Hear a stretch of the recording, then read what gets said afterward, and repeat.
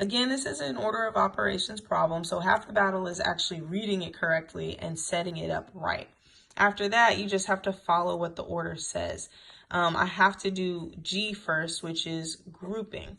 Even though I don't have any parentheses or brackets anymore, I see that I've got something within my fraction that can be simplified. So both of these numbers being in the denominator tells me that that's a group, and that has to be simplified before I can actually finish this division, or even start on this one. So this reads negative 32 divided by, what's 8 minus 4? That equals 4. Less than 36 divided by negative 4 minus 7. So we're just bringing down the rest of our problem. Now that I've taken care of my group, I don't have any exponents. Now I can do my multiplication division. No multiplication, so let's take care of the division. Negative 32 divided by 4. Whenever I am dealing with division or multiplication, if I've got one negative or if I have an odd number of negatives, my quotient or product is going to end up being negative. In this case, it's going to be a negative quotient because I've got negative divided by a positive, and that's going to leave me with a negative 8 is less than, here we go again, positive divided by a negative. I've got an odd number of negatives, so my quotient is going to be negative.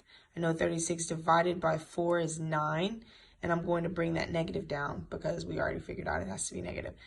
And then I'm bringing down the rest of my problem, and that's 7. So negative 8 is less than negative 9 minus 7.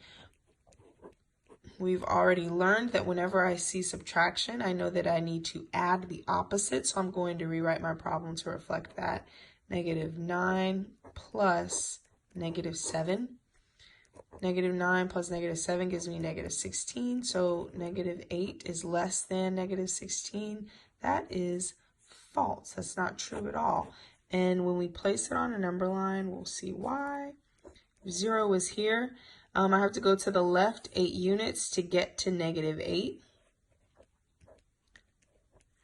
And then I have to go to the left 8 more to get to negative 16. I know that negative 8 is larger than negative 16 because it's closer to 0.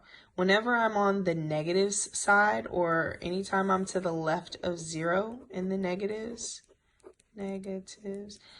that tells me the further I get from 0, the smaller the number becomes. The closer I am to 0, the larger the number is. So if I keep going, even though the numbers look like they're getting bigger, they're not. They're actually getting smaller. They're getting smaller because I'm getting further away from 0. So in this case, negative 8 is greater than negative 16.